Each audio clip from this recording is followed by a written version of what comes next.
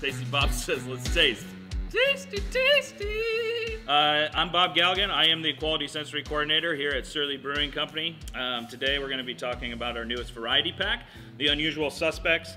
There's a reason it's called the Unusual Suspects. It's going to take a look at different styles of beer that any craft beer drinker is probably familiar with, but it has a slight little surly twist to it. So we're going to have 3 different beers and then 1 legendary beer that we're known for. We're going to start with Razor Gang, which is going to be a dry Irish stout. We then move to Get Loud, which is going to be a hazy wheat ale. And then we have Rivet Head, which is going to be our West Coast IPA, and then the loved and always cherished Furious IPA that we have come to be known for quite some time. So I think it's a really exciting mix pack in that literally all the beers are going to be very, very different. Every time you reach your hand in, you're going to be getting a new experience, which is exactly the point of any variety pack that we put together. So we hope you enjoy it, and if you have any questions, let us know. Cheers. All right, let's get to drinking. The first beer that we're going to try is going to be Razor Gang. Razor Gang is going to be a dry Irish stout. Pretty much anybody who's drank beer, in the past, 300 years, is familiar with a certain dry Irish stout to come from Ireland. Remember that dry Irish stouts tend to be charged with nitrogen, which is going to give a much creamier type mouthfeel, but it is actually going to hinder some of the aromatics. Our dry Irish stout, being dark, roasty, nefarious, all that is going to come through because it is CO2 driven, not nitrogen. Let's take a gander. Oh yeah. So dry Irish stouts obviously are going to be on the darker side of things, maltier sides of things. If we take a whiff, definitely like a lot of coffee type characters, which is very indicative of the style. A lot of chocolate. I would say more of almost like a baker's chocolate, not quite like milk chocolate. Man, that's good. You're getting a lot of those same type characters. Dry Irish Stout is going to finish really nice and clean. A lot of that is going to be coming from the hops and also just the CO2 kiss of it. I can tell you the first beer I ever had was one of those classic dry Irish Stouts. 8th grade was a hell of a year, but this definitely takes me back. It's tasting really, really fantastic. Hits all the notes where it needs to be, and I'm actually really, really excited to hear what you all think about this one. It's the closest thing you can actually get to get into a pub these days, so sláinte. All right, let's get loud. The next beer we're doing is Get Loud. This is going to be our Hazy Wheat IPA. What does that mean? That's a really good question. So the thing about Get Loud is that it's based in a German Hefeweizen type tradition. We are using a Hefeweizen yeast to actually ferment this beer, so that's going to give us a lot of the kind of clovey and type banana type characters, so very phenolic driven. But that's going to play really, really well with the actual Citra and Cascade dry hopping. So that's going to give it a lot of the kind of juiciness and citrus type characters out of this beer. So let's try it. Easy, buddy.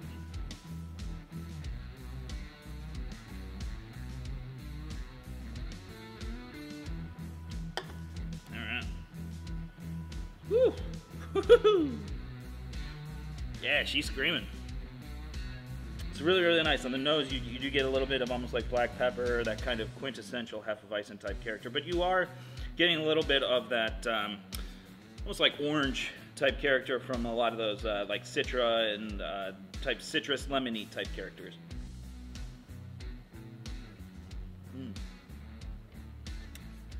It's very pleasant. The mouthfeel is going to be a little bit of chewiness from that type of like haze and thickness that you get from the Hefeweizen yeast. Remember that that's all fermentation driven. This is not hazy because of the amount of hops in it.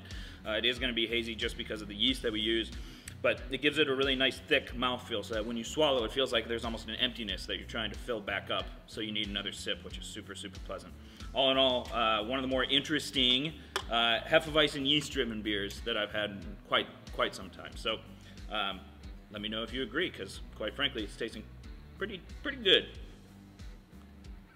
And very pungent in the nose.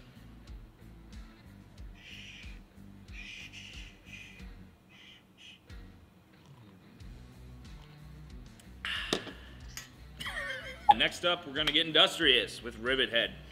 Rivet Head, so aptly named after the rivet heads who would use rivets in the Industrial Revolution. Basically, the hands that built America, as they say. This is basically the IPA that built craft beer in America. So it is a West Coast IPA. West Coast IPA is obviously way before hazy came onto the scene. This was kind of the beer that ran the game. This is going to be a little bit more bitter, is one of the quintessential characteristics of the West Coast IPA. Not aggressively, but definitely more in that vein of things. Older style of hops, but main thing is just not hazy. And it's not going to be that juicy type aroma that you get from modern IPA. So let's crack it open. Let's see what we're dealing with. Sounds good. Yeah. I mean, look at that. Clean as the driven snow. It's beautiful. Yeah, the aroma is exactly what you would expect it to be. And the flavor. Yeah, spot on. So that's going to be a lot more of that kind of like pine and a little bit more resin-driven type hop characteristics that we're kind of used to way back in the aughts and kind of the early teens. Really nice thing about West Coast IPAs too is because of that hop characteristic. It's not necessarily even like bitter on your tongue, but the finish is going to be a little bit more dry, and that's going to come from the hops as well. So basically, once you take a sip, you basically want to take another sip to alleviate the kind of dry type afterfeel that you get, and all of that is hop driven. That's on purpose. So all in all, fantastic West Coast IPA. You know, not a lot of breweries that really deal in this style anymore, but every time I have one, I'm very, very thankful. It's, you know, you can't teach an old dog new tricks, but that doesn't mean they don't deserve some treats. So, cheers to you. Thanks, West Coast. On to Furious IPA, which if you haven't had Furious, I don't know why you're watching this video. Obviously, kind of, we don't want to use the term flagship, but one of the beers that we're definitely most known for. A classic IPA in that it is a little bit more on the aggressive side. It's definitely not like super bitter or mouth puckering, but aggressive in kind of the old school way that we always have been. So we'll crack it open. Let's see what we're dealing with.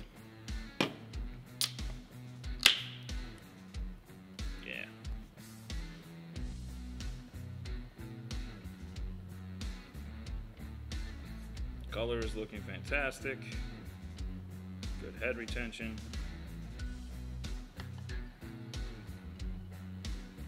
There she is.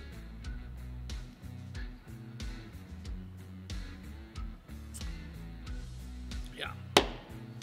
Beautiful. Furious is always a little bit of almost a biscuit type character. Tiny hint, maybe some caramel, some sweetness. The malt, a lot of people are kind of surprised at how malt-driven Furious really is. And I wouldn't say that it's necessarily driven by the malt, but it is definitely accentuated by the malt. Malt is always the backbone in beer. This one has a super strong one in that it is going to be a little bit more of that type earthy type character. And then the hops, obviously, in the nose, you're getting kind of more traditional type American hop varietals of that kind of like sharpness and a little bit of the kind of resin type character. But there is a really nice, almost like grapefruit type note to it that really kind of rounds everything out. So again, if you haven't had Furious, today's the day. Tomorrow is the other day, and then the next day is the other day, because this is kind of, you know, the everyday drinker. One of our favorite things about our beers is that you should be able to have more than one, pretty much all of them. And Furious is really kind of, in my opinion, the quintessential fridge beer, the beer that, you know, you always come back to. You can go and experiment with whatever you want, just so long as you're coming home to your tried and true, which is exactly what Furious is. So, cheers to you, and drink Furious, but don't get it.